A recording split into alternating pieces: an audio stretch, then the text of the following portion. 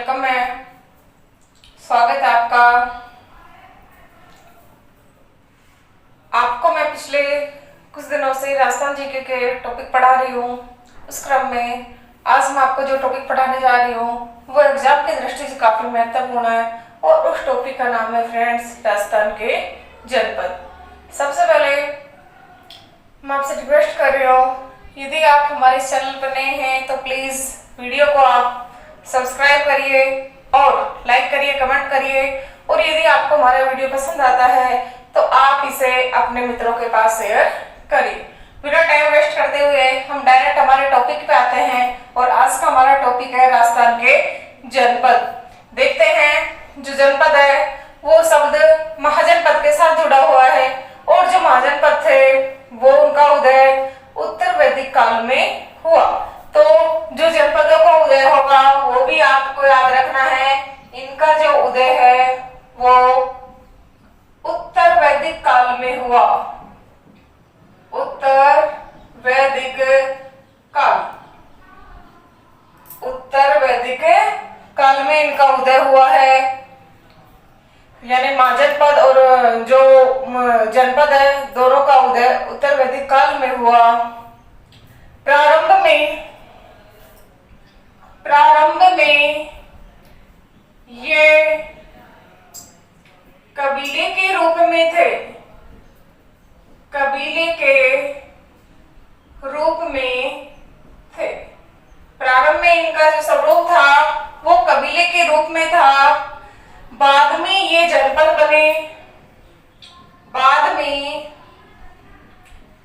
जनपद बने अर्थात कबीला किसमें बदला, जनपद में, और अंत में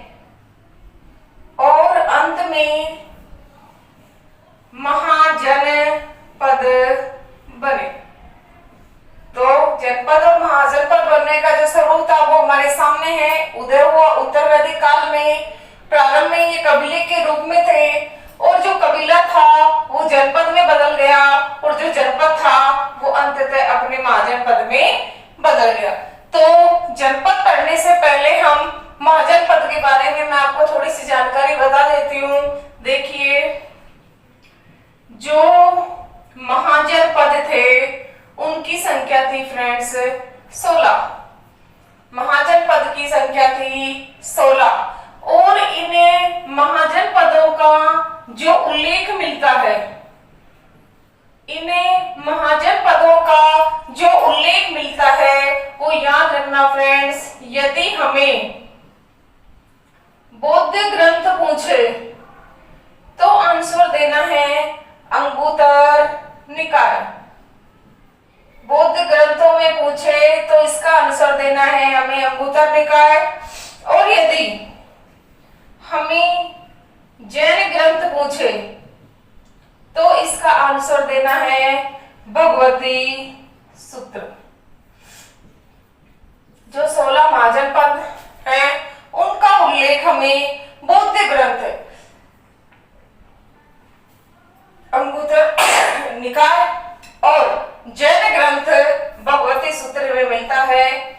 सेकंड ग्रेड के अंदर एक बार बौद्ध ग्रंथ वाला क्वेश्चन पूछा था कि महाजनपदों का उल्लेख है वो किसमें मिलता है और उसमें ऑप्शन दे रखा था अंगुत्तर निकाय। तो ये क्वेश्चन है हमारे इंपोर्टेंट है, इनको ध्यान रखना। आप ऐसे पर्सन घुमा सकता है कि महाजनपदों की जानकारी का स्रोत क्या है, तो उसमें बौद्ध ग्रंथ पूछे तो हमें अंगुत्तर निकाय करना है और यदि जैन ग्रंथ पूछता है तो उसमें अपने आंसर देना है भगवती सूत्र। उसके बाद देखते हैं हम, स्क्रीनशॉट ले लीजिए आप इसका, या फिर वीडियो को रोक रोक करके भी आप इन पॉइंटों को आसानी से पढ़ सकते हैं। उसके बाद देखते हैं फ्रेंड्स हम कि जनपद है, महाजनपद है, ये कैसे कैसे कब कब बने हैं अपने। सबसे पहले हम देखते हैं सिकंदर का आक्रमण। देखते हैं इसके अंदर अपन सिकंदर का आक्रमण। सिकंदर का आक्रमण याद रखना फ्रेंड, जो ये सिकंदर था ये यूनान का था। सिकंदर था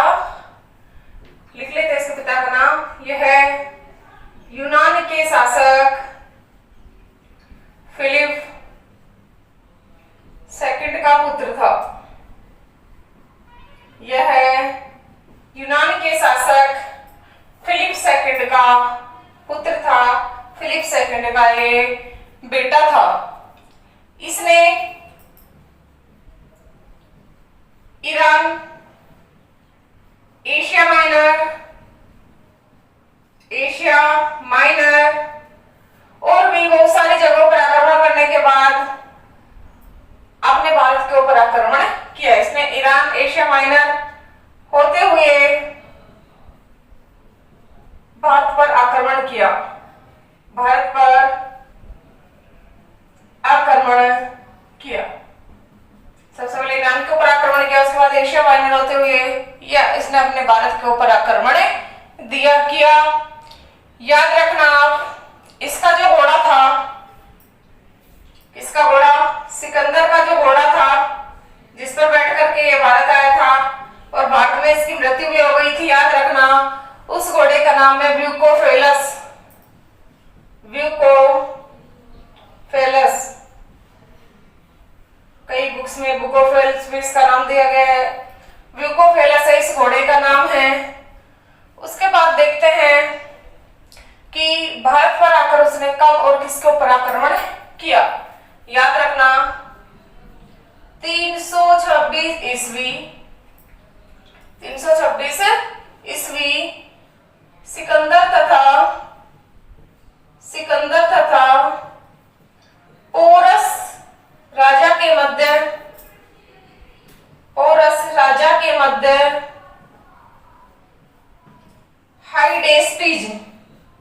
हाईडेस्पिज या बितस्ता का युद्ध हुआ। हाईडेस्पिज या बेतस्ता का युद्ध हुआ। बितस्ता नहीं, बेतस्ता का युद्ध। इंपॉर्टेंट क्वेश्चन बन जाता है। सिकंदर और राजा पोरस के मध्य जो हाईडेस्पिज या बेतस्ता का युद्ध हुआ था वो कब हुआ था? 326 ईस्वी में। और जो रवि नदी है वो कौन सी है जिसके किनारे ये युद्ध हुआ था? फ्रेंड्स ध्यान रखना, रावी नदी के किनारे सिकंदर और राजा पोरस के मध्य जो हाईडेस्पिज बेतस्ता का युद्ध हुआ 326 ईस्वी में, वो अपने रावी नदी के तट पर हुआ।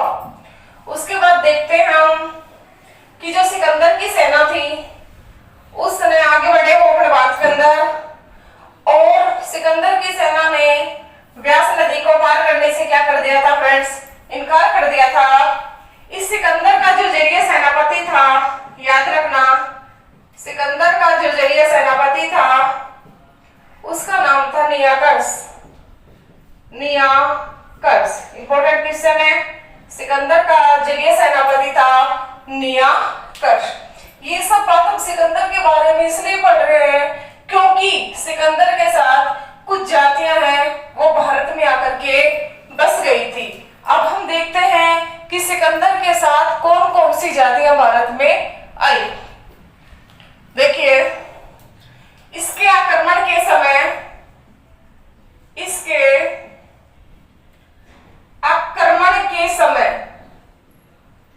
सिकंदर के आक्रमण के समय मालव,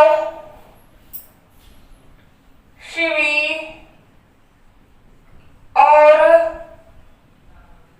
अर्जुनायन, तीन जातियां मालव, शिवी और अर्जुनायन जाति टोंक, अजमेर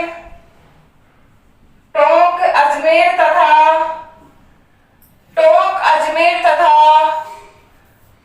भरतपुर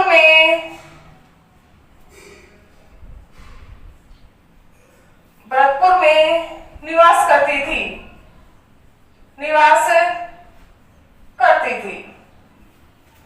सिकंदर के आक्रमण के समय मालव, शिवी और अर्जुनायन जातियां टोंक, अजमेर और भरतपुर में निवास करती थी। ये हम इसलिए लिख रहे हैं क्योंकि ये तीन भी राजस्थान के जनपदों की श्रेणी में आते हैं। तीन कौन कौन से हैं हमारे?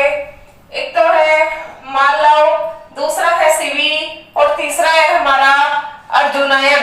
सबसे पहले हम इन्हीं के बारे में देखते हैं। देखिए, सबसे पहले हम देखेंगे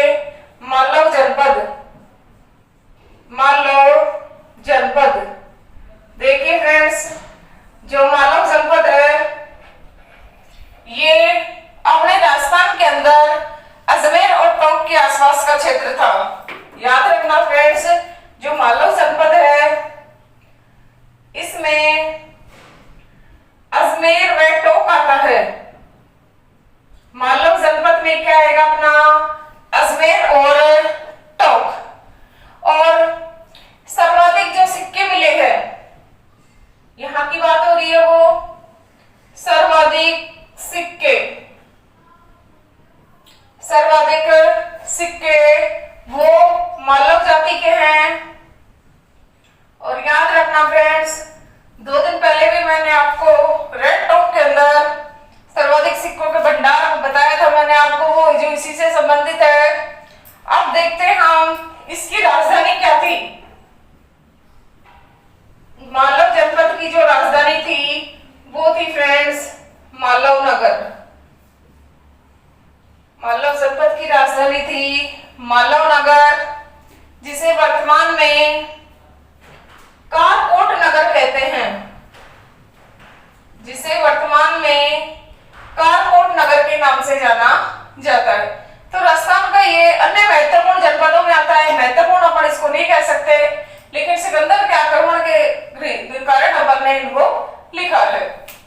अजमेर और टोंक सर्वाधिक सिक्के मालव जाति के यहाँ मिले हमें, जिसकी राजधानी मालव नगर थी, जिसे मालव नगर को वर्तमान में कारकोट नगर के नाम से जाना जाता है। फ्रेंड्स, टॉपिक को अच्छी तरह से समझने के लिए प्लीज वीडियो के एंड तक आप जुड़े रहें। इसके बाद हम जो दूसरा जनपद पढ़ते हैं वो मालव जनपद के बाद में हमारा आता है शिवी जनपद।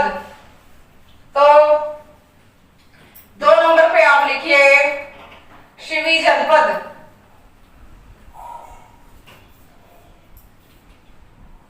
शिवी जनपद,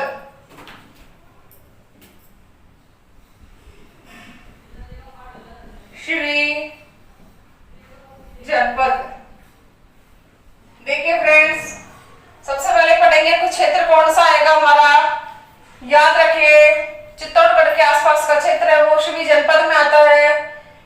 अब मेवाड़ का जो प्राचीन नाम था वो शिवी था। मेवाड़ का प्राचीन नाम वो था फ्रेंड्स शिवी। मेवाड़ का प्राचीन नाम है शिवी, और शिवी का जो वर्तमान नाम है वो है नगरी। शिवी का वर्तमान नाम है नगरी। इसकी जो राजधानी थी फ्रेंड्स, यहां से हमें राजधानी और क्षेत्र पढ़ना है, वो थी माध्यमिका। और जो माध्यमिका थी वो हमारे चित्तौड़ में है। इसकी राजधानी है माध्यमिका। उसके बाद जो एक और जनपद था हमारे अर्जुनायन, वो एग्जाम की दृष्टि से हमारे इंपोर्टेंट नहीं है, इसलिए हमें उसको पढ़ने की आवश्यकता भी नहीं है। ये दोनों जो जनपद थे ये एग्जाम की दृष्टि से इतने इंपॉर्टेंट नहीं थे, लेकिन फिर भी शिवी जनपद वाला जो क्वेश्चन है वो सेकंड ग्रेड ऑडिट एग्जाम में कई बार आ चुका है। अब आगे जो जनपद पढ़ने जा रहे हैं वो राजस्थान के मेन जनपद में आते हैं, और सबसे पहले हम पढ़ते हैं मत्स्य जनपद। मत्स्य जनपद। देखिए फ्रेंड्स, क्षेत्र की बात करते हैं। सबसे पहले हम मत्स्य जनपद के अंदर तो क्षेत्र आएगा जयपुर, अलवर, कल भी बताया था मैंने आपको, भरतपुर, इतना ही कर लीजिए आप। एनसीईआरटी 10th के अंदर ऐसे धौलपुर वो दौसा भी दे रखा है, लेकिन ये मेन है अलवर, जयपुर और भरतपुर। याद रखना फ्रेंड्स, जो इसकी राजधानी थी वो थी हमारे विराटनगर, और जो विराटनगर है वो जयपुर में है। विराटनगर जयपुर में है। विराटनगर को अंडरलाइन करेंगे, लिखेंगे पांडवों ने अपना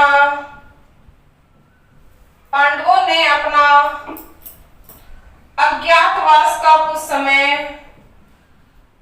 अज्ञातवास का कुछ समय यहां बिताया।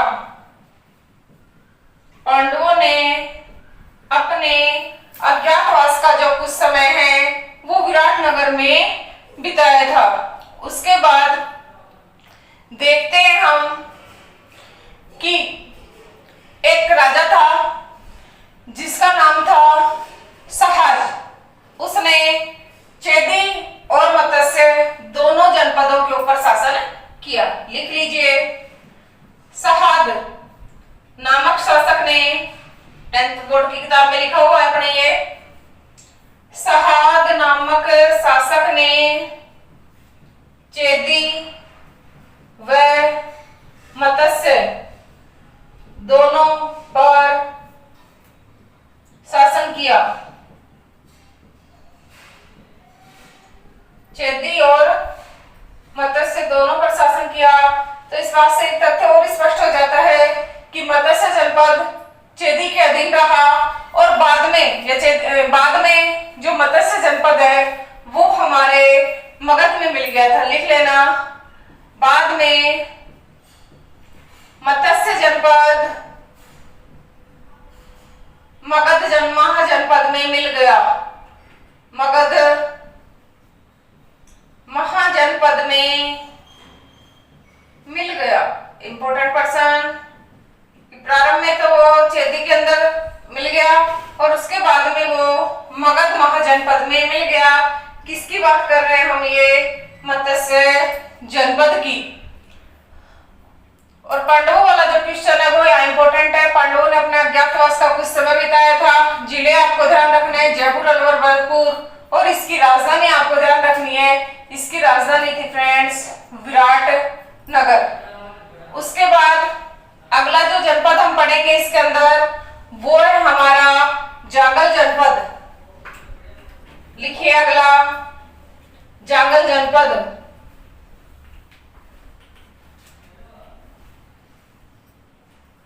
देखिए फ्रेंड्स, अगला स्टार डाल के आपने जो क्रम डाल रखा है इसके अनुसार जांगल जनपद इंपॉर्टेंट है। कहां के क्षेत्र को जांगल जनपद के नाम से जाने जाएंगे? देखिए, बीकानेर व जोधपुर, यानी बीकानेर और जोधपुर के आसपास का जो क्षेत्र है उसको जांगल प्रदेश के नाम से जाना जाता है। यह प्रदेश जांगल प्रदेश कहलाता था। राजधानी आपको यहाँ याद रखनी है। जांगल जनपद की राजधानी थी अहि छत्रपुर। अहि छत्रपुर, और अहि छत्रपुर जो है वो हमारे नागौर में है। जांगल जनपद की राजधानी अहि छत्रपुर और अहि छत्रपुर हमारे नागौर में है। याद रखना फ्रेंड्स कि बीकानेर के शासक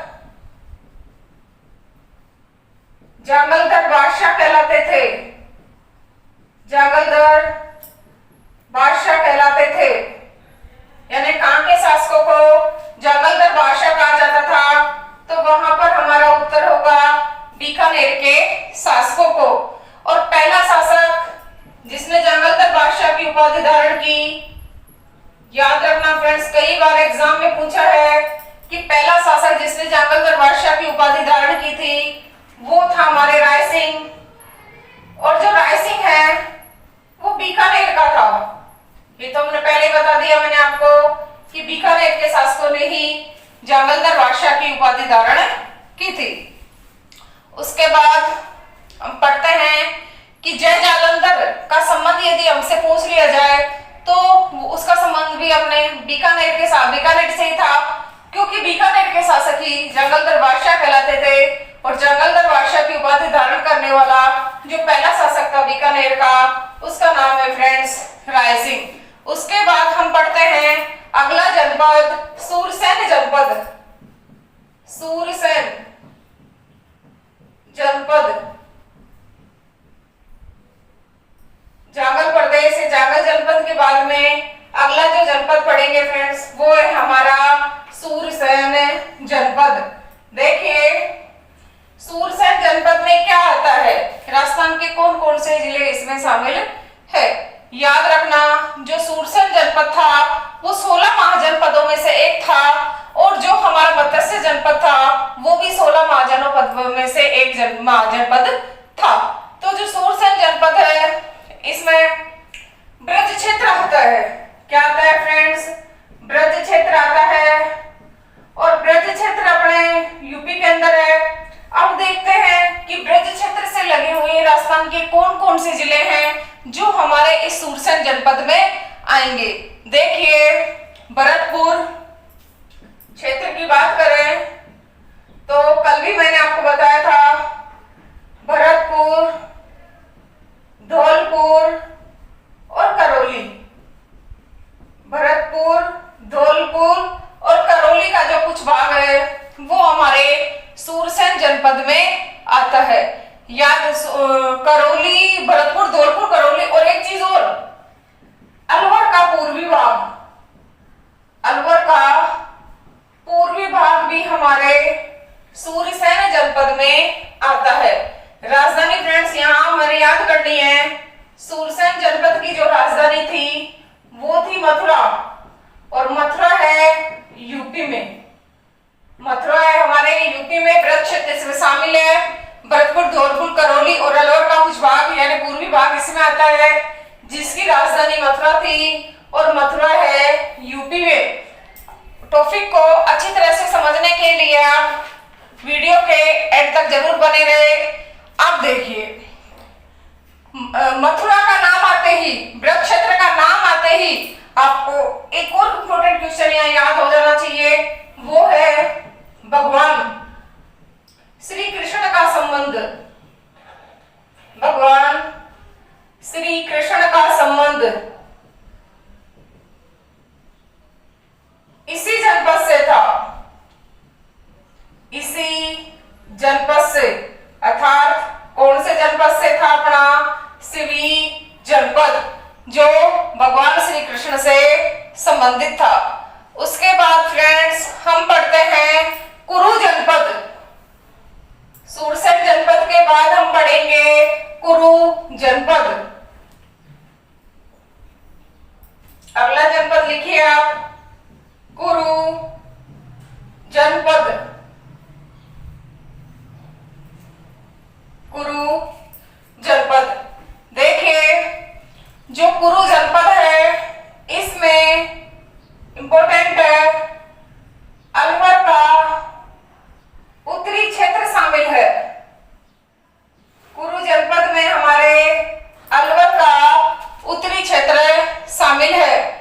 इसकी जो राजधानी थी, याद रखना फ्रेंड्स, इंपॉर्टेंट है, इसकी राजधानी थी इंद्रप्रस्थ।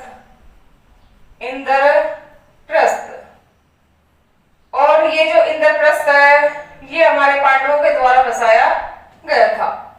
कुरु जनपद की राजधानी इंद्रप्रस्थ थी। अलवर का उत्तरी भाग इस जनपद में आता है, और ये इंद्रप्रस्थ नगर है वो पांडवों के द्वारा बसाया गया था। एक और इंपॉर्टेंट क्वेश्चन देखो, कुरु जनपद में सबसे बुद्धिमान लोग रहते थे। सबसे बुद्धिमान लोग, सबसे बुद्धिमान लोगों का निवास इसी जनपद में था। इसी जनपद में था। कौन से जनपद में फ्रेंड्स? अपने कुरु जनपद में, जिसमें अलवर का उत्तरी भाग आता है, राजधानी जिसकी छतरपुर थी, बसाया जिसे पांडवों ने था। माना जाता है कि महाजनपद और जनपदों के अंदर जो सबसे बुद्धिजीवी जीव रहते थे वो अपने इसी कुरुक्षेत्र में रहते थे। दो क्वेश्चन और मैं आपको इसके अंदर पढ़ा रही हूँ। एक क्वेश्चन तो मैंने आपको कल बताया भी था, योद्धेय। योद्धेय के नाम से किसको जाना जाता है फ्रेंड्स? गंगानगर, और दूसरा जिला है हमारा हनुमानगढ़। याद रखना फ्रेंड्स, गंगानगर और हनुमानगढ़ को योद्धेय के नाम से जाना जाता था। गंगानगर और हनुमानगढ़ को योद्धा के नाम से जाना जाता था। दो और क्वेश्चन फ्रेंड्स आप याद कर लीजिए कि जो हमने अभी थोड़ी देर पहले सूरसेन जनपद पढ़ा था, जो हमने थोड़ी देर पहले सूरसेन जनपद पढ़ा था, उस सूरसेन जनपद को यूनानियों ने सूरसेनाई कहा।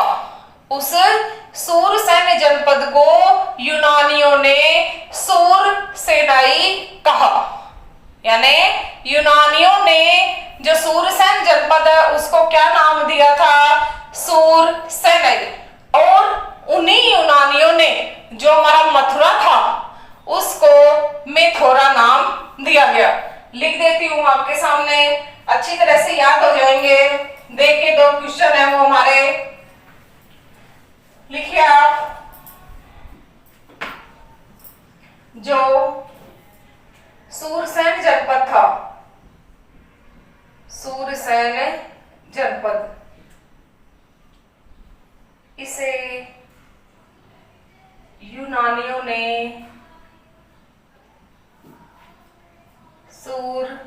सूरसेनोई कहा।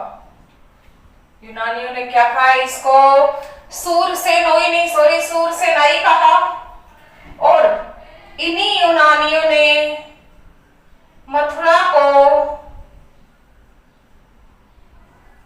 इसी यूनानियों ने मथुरा को मेथोरा कहा।